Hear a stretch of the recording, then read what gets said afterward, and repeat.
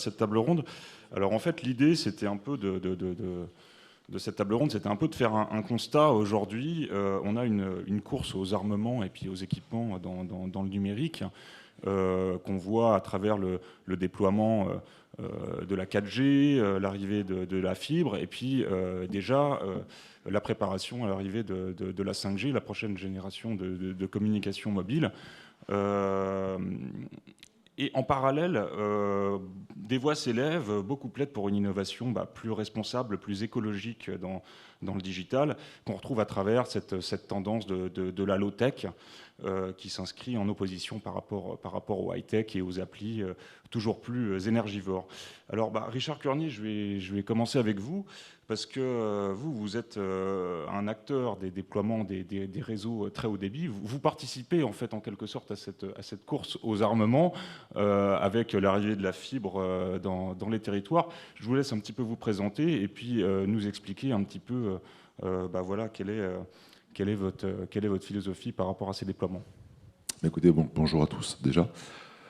C'est vrai que depuis ce matin, on entend beaucoup parler de data, de data center, on a parlé de Smart City avec Madame le maire de Tunis. Nous, notre enjeu, c'est quoi? On a créé la Banque des territoires il y a un an, et la Banque des territoires, sa vocation, c'est de lutter contre la fracture territoriale et les inégalités sociales. Et justement, sur le très haut débit, puisque vous en parlez, aujourd'hui, sans réseau, on ne peut rien faire. Donc, on travaille sur les réseaux. Alors, pas sur les métropoles, parce qu'aujourd'hui, il y a l'opérateur historique, il y a des opérateurs qui sont installés, qui déploient le très haut débit chez le particulier, on n'a pas de sujet. En revanche, quand je vais rencontrer des élus dans des petites collectivités, dans les Alpes d'Haute-Provence, des Hautes-Alpes, dans notre région, qui me disent aujourd'hui, on a vraiment des enjeux de haut débit, on n'a pas de haut débit. Et ce qui pose un problème, parce que l'architecte, le cabinet d'architecte qui ne peut pas envoyer son plan, c'est des données de plus en plus lourdes. Les écoles aussi, qui fonctionnent beaucoup que le numérique. J'ai lu dans la presse que la région avait offert une tablette à l'ensemble des lycéens.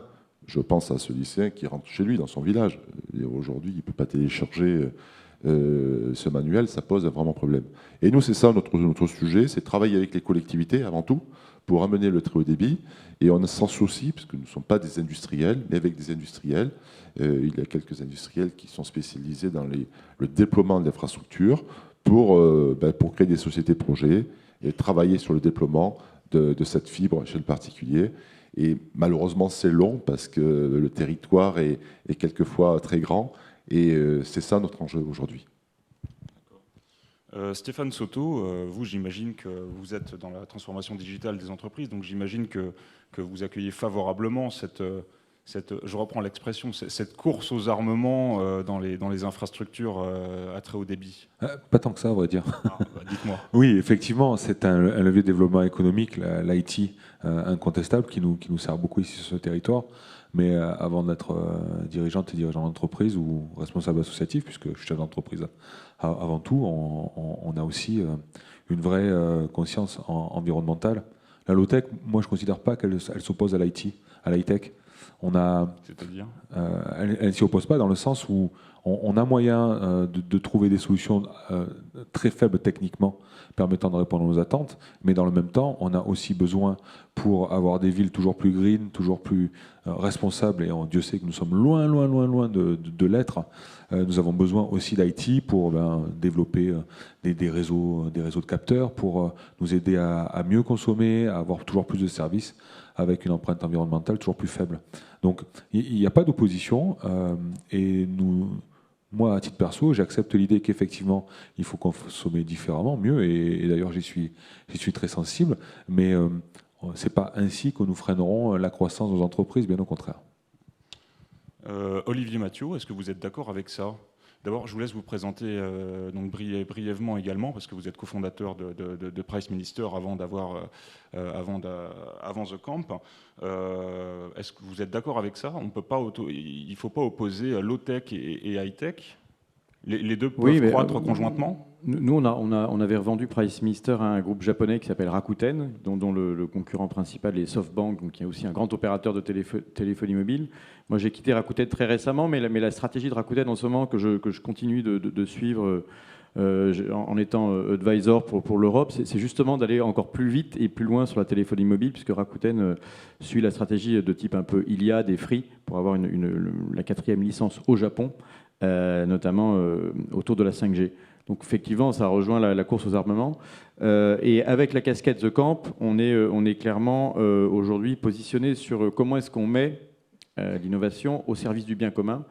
Et donc quand on regarde les objectifs de développement durable, qui sont ceux qui ont été dessinés et signés et agréés en fait, par l'ensemble des pays de l'ONU, les SDGs, Sustainable Development Goals, finalement il y a deux grandes familles. Il y en a une qui est le monde de l'inclusion, vous en parliez, et puis il y a le monde de l'écologie, qui est donc le bilan carbone, qui est finalement la thématique du forum d'aujourd'hui.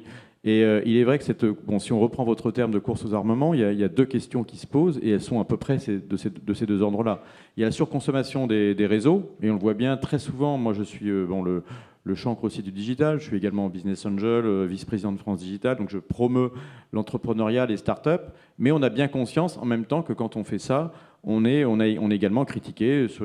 La plus connue des critiques, c'est la surconsommation des serveurs associés au minage de la blockchain. Et donc là, effectivement, il y a énormément de consommation électrique pour les fermes de serveurs qui sont partout dans le monde, d'ailleurs, beaucoup en Chine, en Russie, en Asie, etc.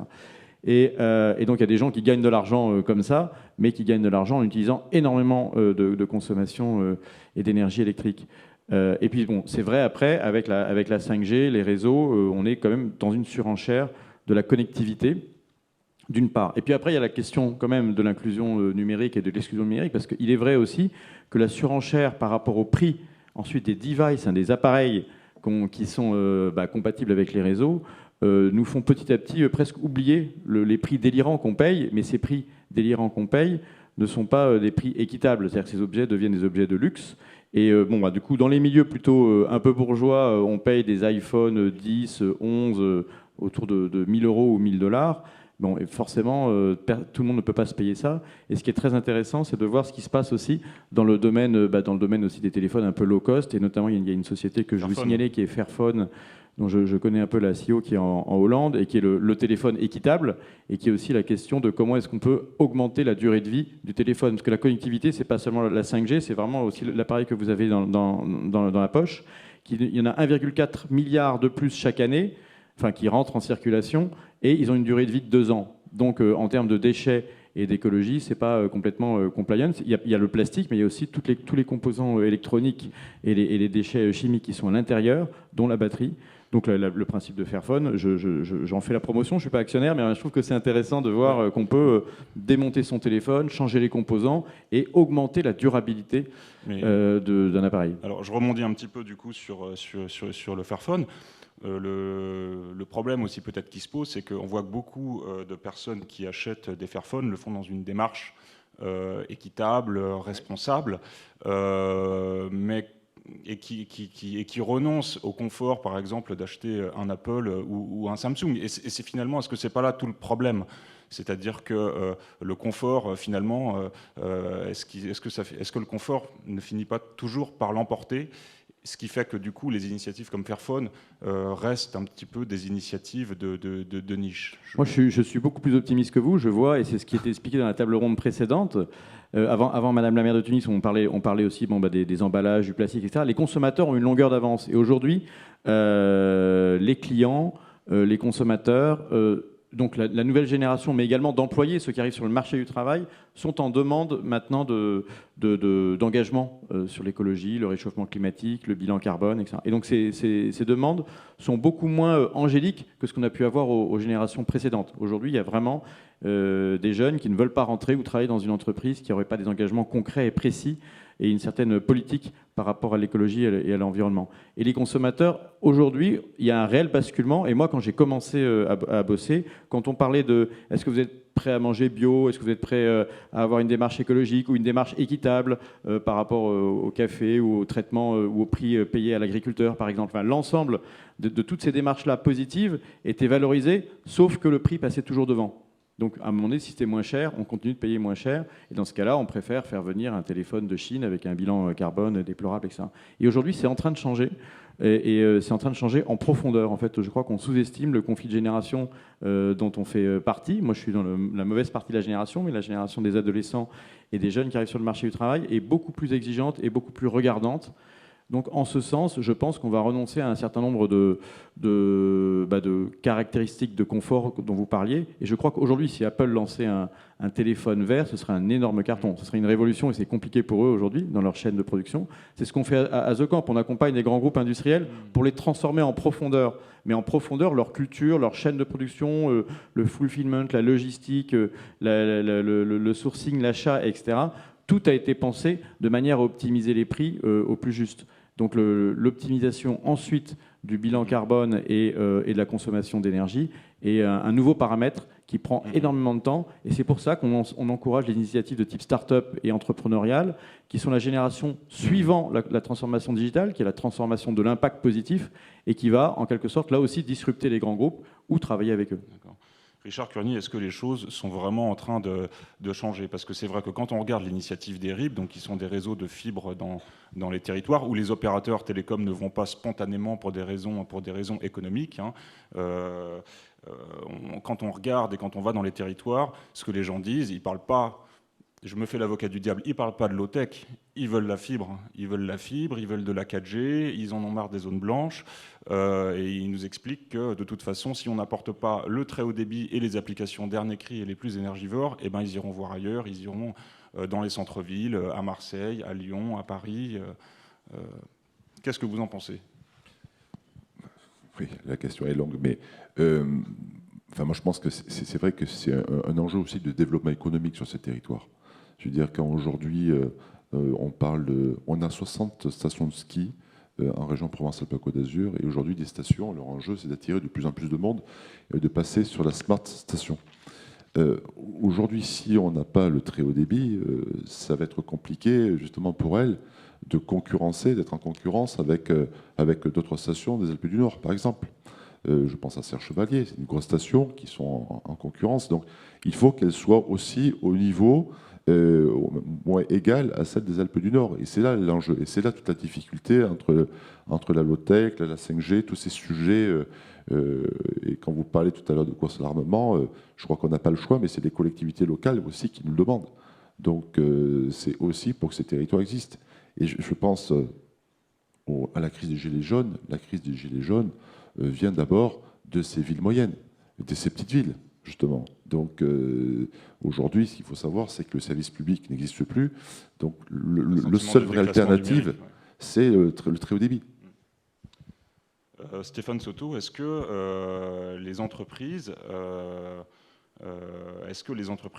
dans le domaine du numérique ont ce souci d'être aujourd'hui plus responsables, un peu...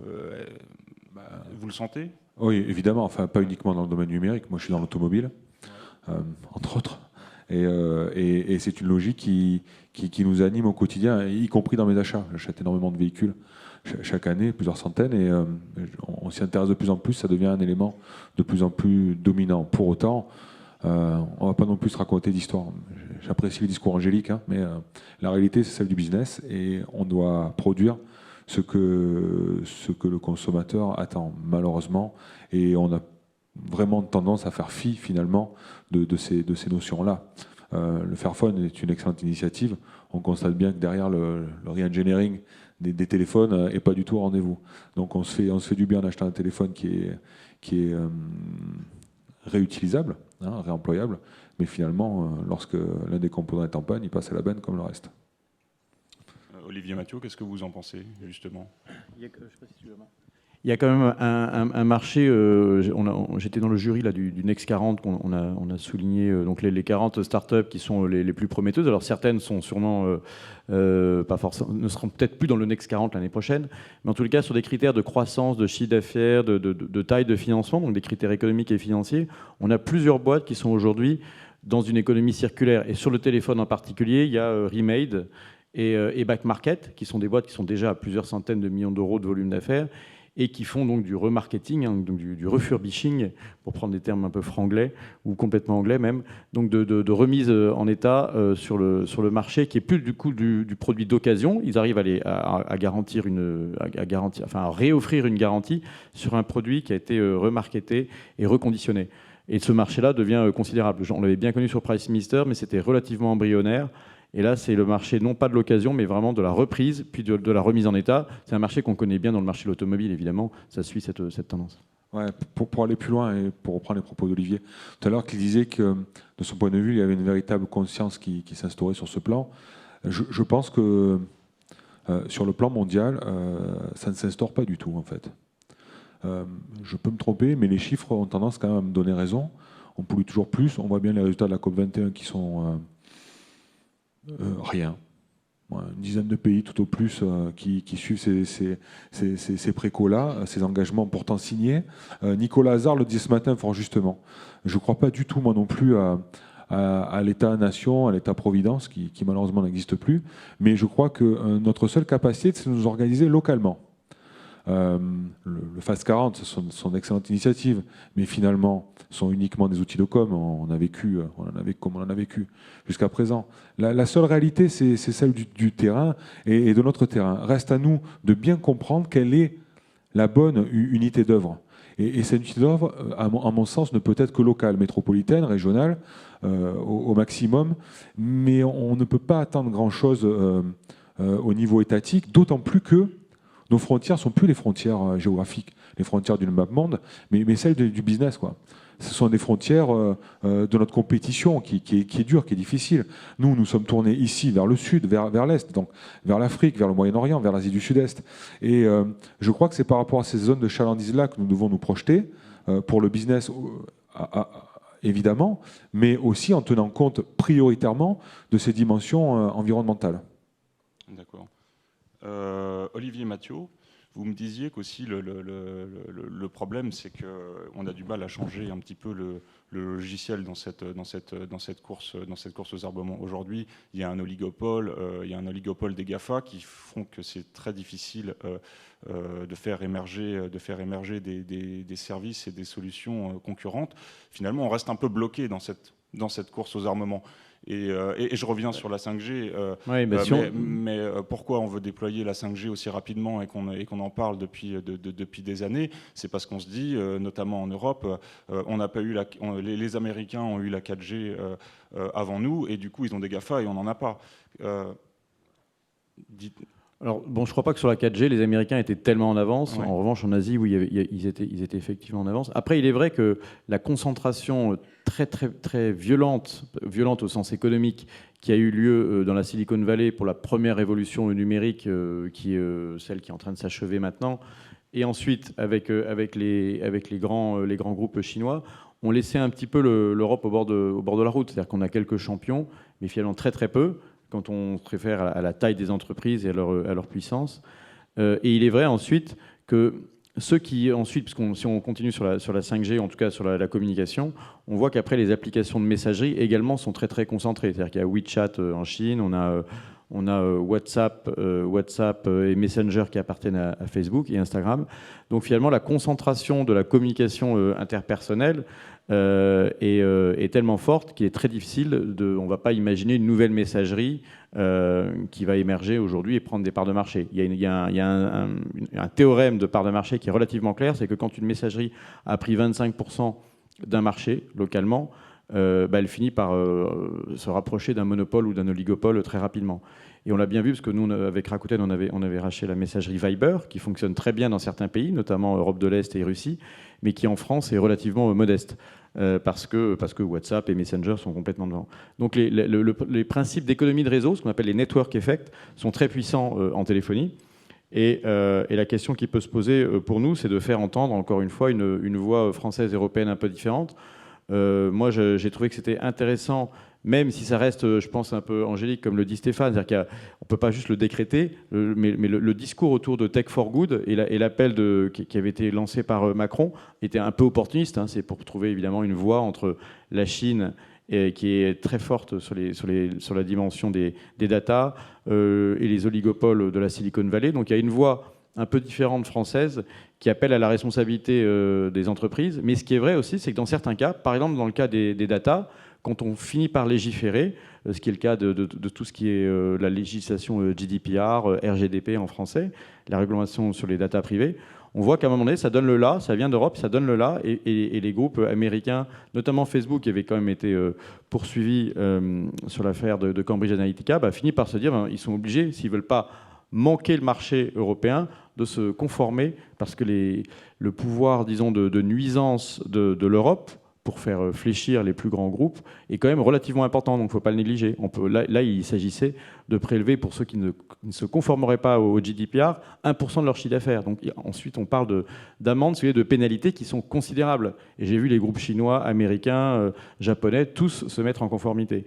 Donc il y a une question autour de cette grosse concentration-là, qui est celle de la téléphonie mobile et ensuite de l'Internet, parce que maintenant, on ne fait plus tellement la différence. Les opérateurs de téléphonie mobile et les opérateurs d'Internet sont les mêmes, qui est la question du démantèlement, à mon avis, qu'il faut se poser. On sait qu'il y a des investissements considérables dans les infrastructures pour la 5G. Malgré tout, on l'a vécu à l'époque de AT&T. On peut se poser la question de Google et de Facebook. Le président de l'ARCEP, Sébastien Soriano, a pris position ces derniers jours aussi dans les médias. Dans nos colonnes, d'ailleurs. Dans vos colonnes, il a aussi fait en vidéo, et il a eu raison de le faire. En tout cas, au moins, il a eu le mérite d'ouvrir le débat. Je le connais bien par ailleurs, parce qu'il était dans les cabinets ministériels de Fleur Pellerin à l'époque, et on avait beaucoup discuté avec France Digital. Et il prend une voie assez courageuse, qui est la voie où l'Europe est puissante, c'est le droit de la concurrence. C'est un peu notre expertise au niveau international.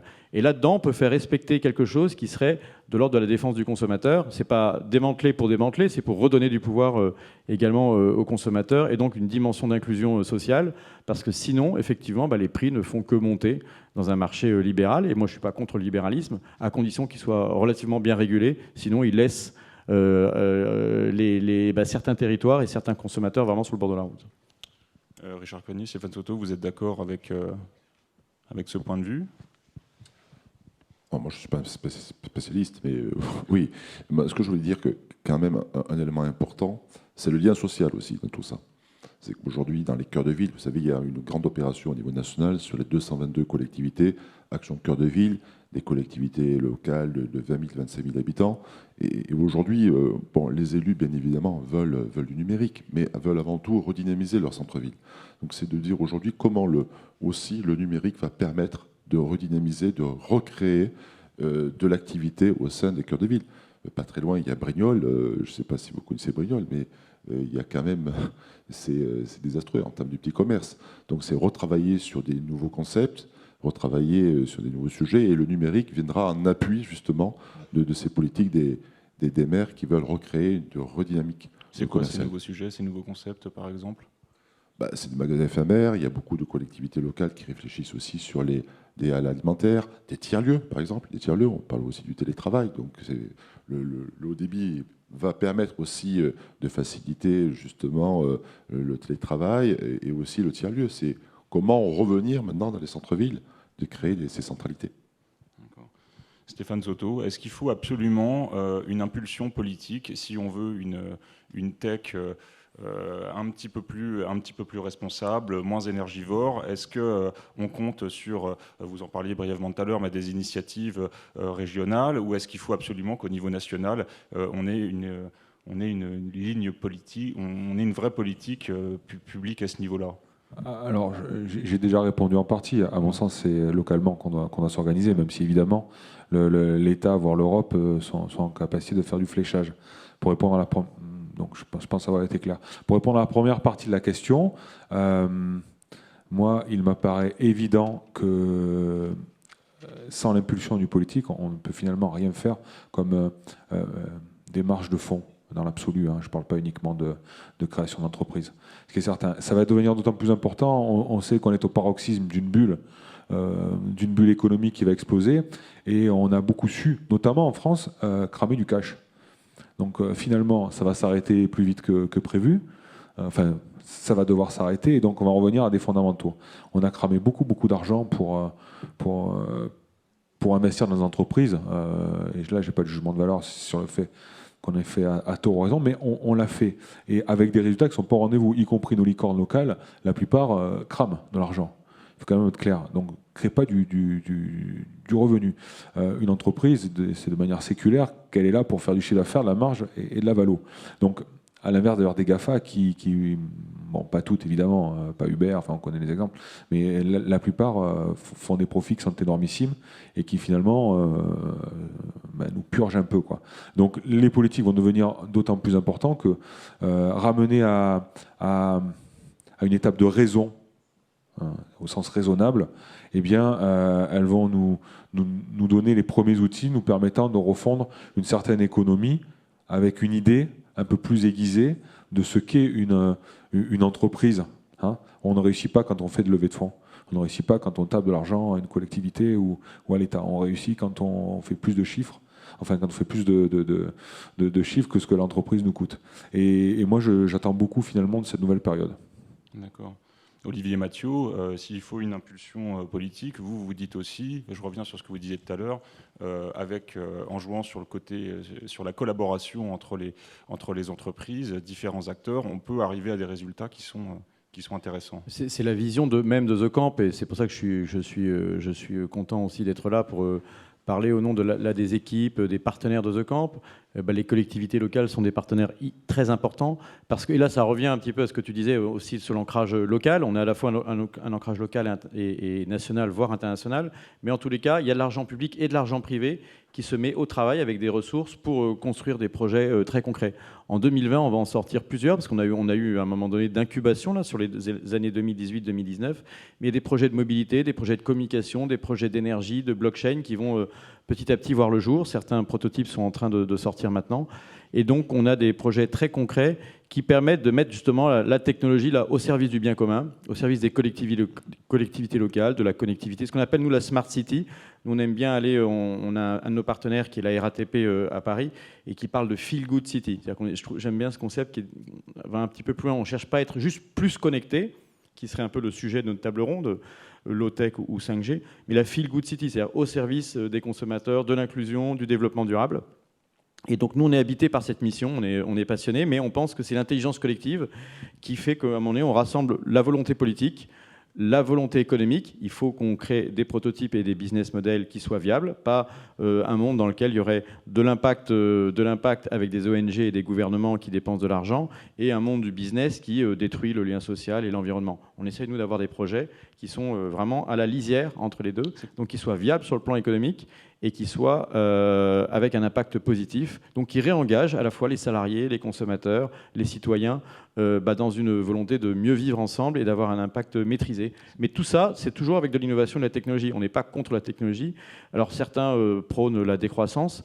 En tout cas, moi, personnellement, ce n'est pas mon cas. En revanche, c'est une orientation du capitalisme et des projets en imaginant comment est-ce qu'on traite la question de l'énergie. Donc à travers les énergies solaires, à The Camp, on est relativement emblématique sur le recyclage des déchets, sur l'énergie solaire, sur y compris même la permaculture et donc sur la consommation locale. D'accord. C'est quoi, par exemple, ces projets ? Vous avez quelques exemples concrets à nous Oui, partager ? on a un projet qui est assez génial qui s'appelle Solar Camp. C'est un projet qui est en train de sortir maintenant, notamment financé en partie par Vinci, mais aussi par SNCF. Donc on a à la fois du privé et du public. Et c'est l'idée qu'on appelle, alors c'est un peu technique, c'est une idée qu'on appelle véhicule to grid, c'est-à-dire que c'est des véhicules électriques. Donc on travaille en partenariat avec Nissan et le prototype est fait autour de la Nissan Leaf, qui est un véhicule électrique, qui permet en fait de stocker de l'électricité pour une communauté. Donc vous utilisez votre voiture, si votre voiture a le plein d'énergie, que vous l'amenez au parking de la gare SNCF à Aix-en-Provence par exemple, vous allez mettre votre stockage, votre batterie de voiture au service d'une communauté, donc c'est le véhicule to grid, et vous allez dire voilà, j'ai besoin du parking pendant 3 jours, on va peut-être pouvoir vous faire un discount ou vous offrir le parking en échange de la capacité de stockage de votre voiture qui pourrait être utilisée pour la gare SNCF. Et donc, du coup, en gros, les consommateurs prêtent du stockage de l'électricité.